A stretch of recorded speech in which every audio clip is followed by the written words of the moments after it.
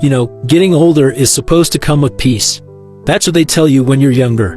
That once you retire, once the kids are grown, once the busy part of life winds down, you can finally relax and enjoy the years you worked so hard for. And while there's some truth to that, there's also a side of aging that no one talks about. A side that can catch you off guard if you're not prepared. This video isn't here to sugarcoat things. It's not going to tell you what you want to hear. It's going to tell you what you need to hear. They might sting a little. They might hit you where it hurts. But they can also save your happiness if you hear them now. And if you're wondering whether it's too late, I promise you it's not. Before we dive in, let me share something that shocked me recently. Harvard researchers conducted a long-term study on aging and found that seniors who suffer from loneliness are 26% more likely to die early compared to those who stay socially connected. 26%. That's not a small number. It's proof that ignoring the tough parts of aging can literally cost you your life. And that's why these truths matter, not to scare you, but to help you fight for the life and peace you deserve. Let's get into the first one. You might not like hearing this, but it's true. Not everyone will respect you just because you're older. When we were young, we were taught to respect our elders automatically. It was built into our homes, our communities, our traditions. You stood when an older person entered the room. You listened when they spoke. You valued their experience. But something has shifted over the past few decades. Society has started to idolize youth, their energy, their innovation, their beauty. And in the process, they've started to quietly push older people to the sidelines. Today, you can walk into a room full of younger people and be treated like you're invisible. Your years, your sacrifices, your wisdom. Sometimes they're not even acknowledged, let alone honored. I remember talking to Mr. Harold, a 72-year-old former lawyer, over coffee one afternoon.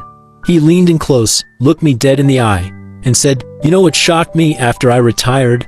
How fast the world forgot me." He wasn't bitter, just honest. He told me that when he was working, his phone never stopped ringing. Everyone needed his advice, his connections. But once he stepped down, it was like he had disappeared. At first, he stayed home, feeling sorry for himself. He wondered if his worth was tied only to his career. But then something inside him snapped, in a good way. He decided he would no longer wait for people's respect. He started volunteering at a local school library 3 days a week. Not because he needed a job, but because he needed a place to share his experience. He taught kids how to debate, how to think critically, how to argue respectfully. And you know what happened? Those children began to love him. The teachers respected him. The parents appreciated him. Not because of who he used to be, but because of what he gave them today. That's the thing about respect after 65. You can't sit back and demand it like it's owed to you. You have to keep living, keep giving, keep showing up. Respect in old age doesn't come automatically anymore. It's built, one kind act, one shared story, one fresh contribution at a time. There's a beautiful old saying by Confucius that sums it up perfectly. Respect yourself and others will respect you. Notice he didn't say, be old and others will respect you. He said respect yourself first. Carry yourself with dignity. Walk into the room like you still have something valuable to offer, because you do. And when you believe that, others can't help but feel it too. I know it's painful when you feel dismissed, when a younger cashier rolls her eyes at you, when your own children seem too busy to listen, when society treats you like a burden instead of a blessing. But here's the truth. The moment you internalize their disrespect, you lose a piece of yourself. And you, my friend, are far too valuable to lose even 1 ounce of who you are. If no one claps for you, clap for yourself. If no one listens to your story, tell it anyway. Carry yourself not with bitterness, but with a quiet, unshakable pride. Because respect may not be handed to you anymore, but it can still be earned. Every single day, you keep living with purpose. Now let's move to the second truth, and believe me, this one hits almost every senior I've ever met. Financial struggles won't magically disappear just because you're retired. When you're young, you think that once you retire, your financial problems will somehow shrink. Maybe you imagine that with no more commuting costs, no more work lunches, no more busy schedules, you'll spend less. Maybe you believe that with a pension or some savings, you'll have more than enough to live peacefully. But the truth is, financial struggles don't just evaporate after 65. In fact, for many seniors, new and unexpected money worries pop up, and sometimes they're even bigger than before. Life, unfortunately, doesn't send you a bill that says, "Congratulations on your retirement. From now on, everything is free." No, the costs keep coming. They change, they shift, but they never truly disappear. I'll never forget my neighbor Gloria. She retired at 66 with a modest pension and a little bit of savings. She wasn't rich, but she had budgeted carefully. She planned out little trips she would take, hobbies she wanted to pick up, and even had enough tucked away for a few luxuries here and there. Everything looked good on paper. But one summer, a terrible thunderstorm hit our area. It ripped the shingles off Gloria's roof, and when an insurance company lowballed her, she had to come up with nearly $7,000 out of pocket to fix it properly. $7,000. That wasn't part of her plan. And just like that, all the little dreams she had, the cruise she wanted to take with her sister, the painting classes she wanted to join, disappeared. She told me, with a sad little laugh, "I thought I had planned for everything. Turns out, I only planned for the good stuff." This is what so many of us do without realizing it. We save for vacations, for hobbies, for fun things. But we don't save for the roof collapse, for the surprise dental surgery, for the son who loses his job and moves back in. Life keeps throwing curveballs, even when you think you're done playing the game. That's why I always say, retirement planning isn't about dreaming, it's about defending. Defending your future peace of mind against the unpleasant surprises that will almost certainly come. Even if you think you have enough, think again. Create a second, hidden emergency fund just for bad news. Even if you never need it, the peace you'll feel knowing it's there will be worth every penny. Benjamin Franklin said it better than I ever could. Beware of little expenses. A small leak will sink a great ship. It's not usually one massive disaster that ruins us. It's the little things piling up. A prescription that costs a bit more. A heating bill that's higher this winter. A grandchild's birthday that you don't want to miss. A leak here, a crack there. And before you know it, your ship is sinking under your feet. I'm not telling you this to make you afraid. I'm telling you this because the earlier you accept it, the stronger you'll be. Financial peace doesn't come from luck. It comes from hard, sometimes boring, preparation. It's not glamorous. It's not Instagram-worthy. But it's what will let you sleep at night without that heavy knot of worry sitting on your chest. And that brings us to a third truth. This one is perhaps the most shocking of all, because it's something you can't see coming.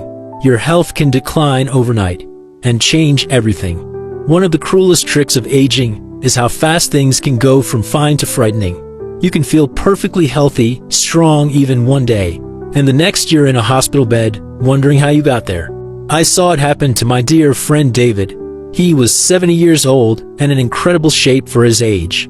He jogged every morning, kept up with his grandchildren, and even climbed ladders when helping me fix the gutters. He was the guy we all looked at and said, if I can be half as healthy as David at that age, I'll be lucky. But one rainy afternoon, David slipped on his front steps while carrying a bag of groceries. He broke his hip so badly that he needed surgery and months of physical therapy. Just like that, his independence was gone. He went from a man who ran 5 miles a day to a man who needed help getting out of bed. And let me tell you, it wasn't just his body that hurt. It was his spirit. He struggled with depression. He lost confidence. He became afraid to go outside, afraid of falling again, afraid of living. It took a long, painful year for David to recover some of his strength. And even now, he's not the same. But do you know what he says when we sit out on the porch, talking about those dark days? He says, I should have respected my body more. I should have prepared for weakness when I still felt strong. That's the heartbreaking part about health in our later years. By the time you realize you need to build your strength, it might already be too late. That's why I urge you, even if you feel good right now, don't take it for granted. Stay active. Eat real food, not processed junk. Stretch, walk, swim, lift light weights. Get your blood pressure checked. Take your vitamins. Don't wait until you're broken to start taking care of yourself. Prevention is 1,000 times easier than recovery. The Centers for Disease Control and Prevention (CDC) reported that over 3 million older adults are treated for fall injuries in emergency rooms in the United States every year. 3 million. That's not bad luck, that's bad preparation. You can't bubble wrap yourself, no.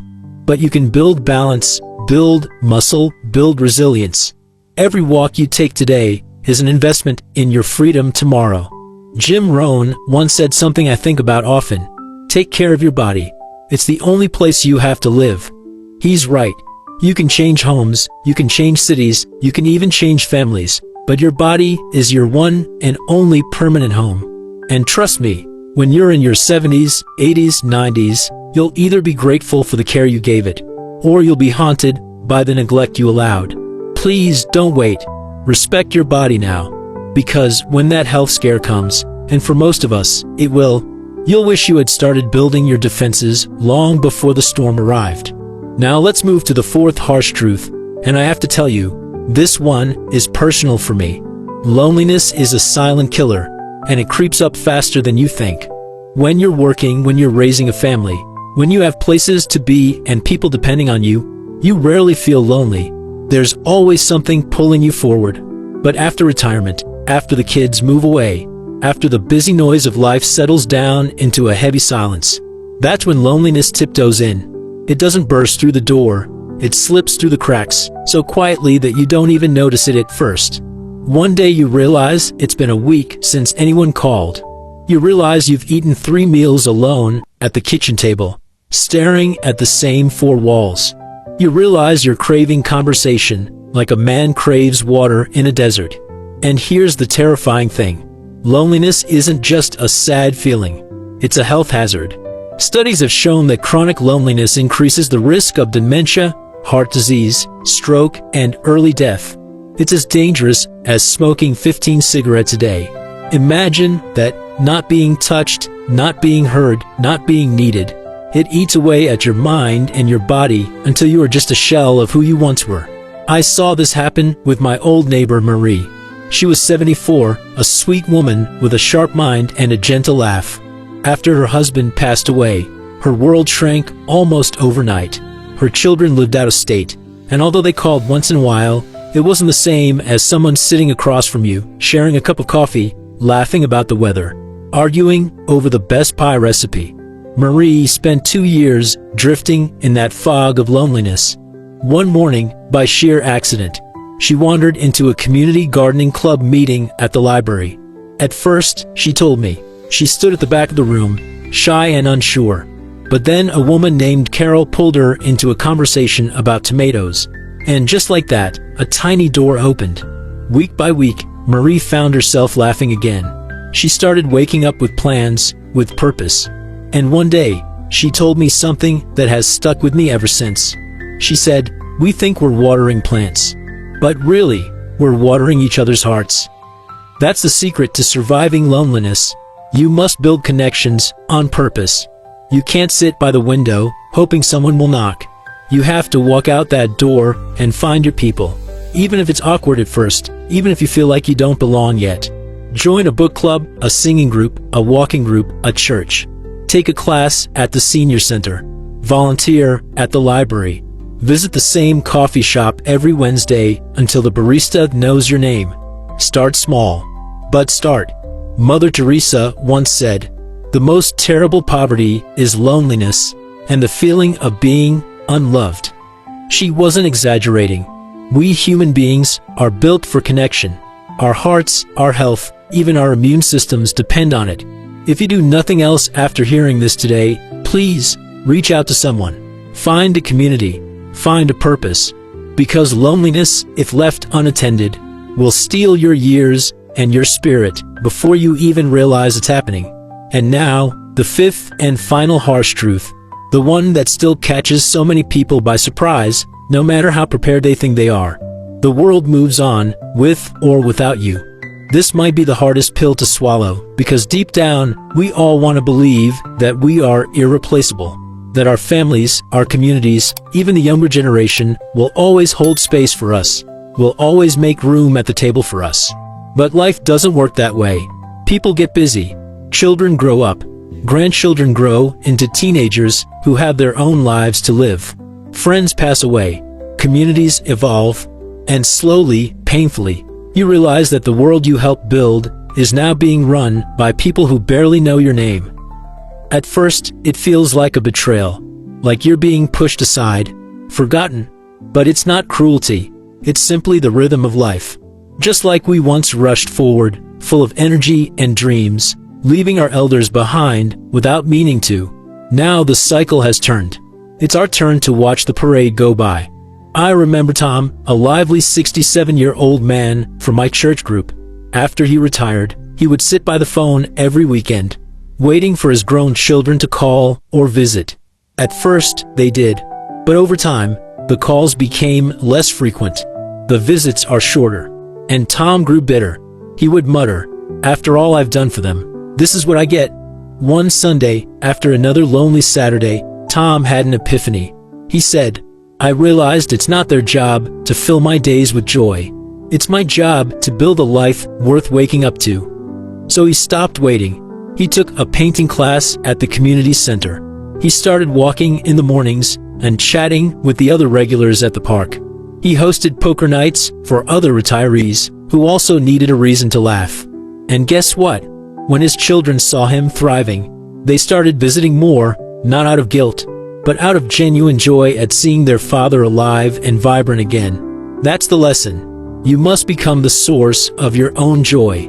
Don't tie your happiness to how often your kids call.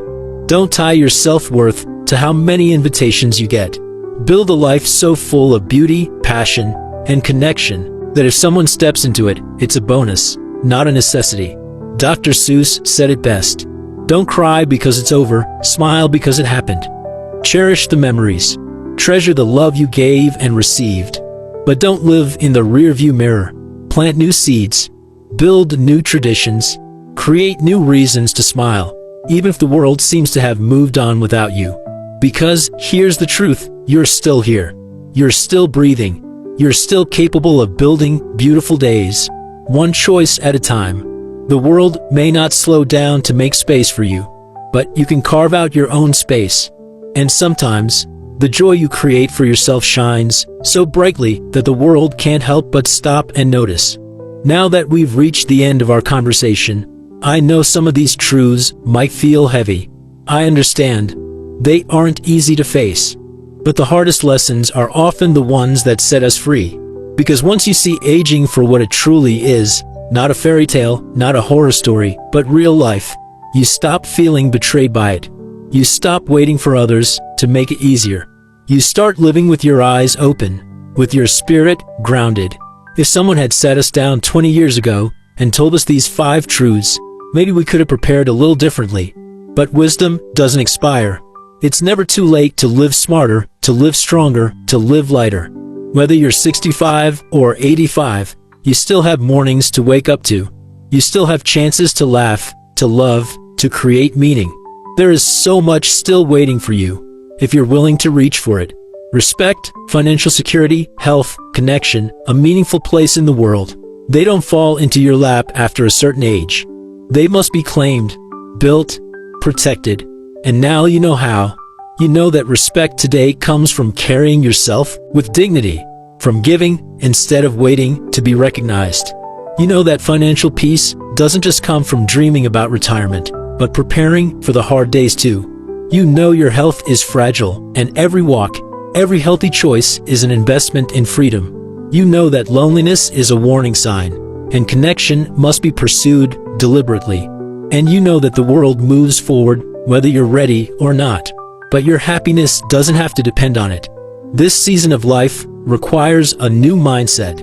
One that says, even if the world forgets me, I will not forget myself. You are not powerless. You are not invisible. You are not finished. The world may not slow down, but you can walk forward with your own light still burning bright. Maybe today you take one small step. Call an old friend. Join a local group. Walk around the block. Save a little extra. Write your story down. Every small step is a victory. Every small choice says, I'm still here. I still matter. There's something a wise 79-year-old man once told me. He said, I used to think life got smaller as you got older, but now I know it only shrinks if you stop opening the door. He was right. Every day is a door. Every smile, every conversation, every quiet moment of gratitude, they are doors. And you, my dear friend, still have the power to walk through them. If this message touched you, I'd love to hear from you. In the comments below, share with me. Which of these 5 truths spoke to you the loudest? Was it about respect, finances, health, loneliness, or the world moving on? I promise you, your story matters here. Thank you for being here with me. If this conversation gave you strength today, I hope you'll subscribe for more. Until next time, take care of yourself, cherish your days, and remember, keep opening the door.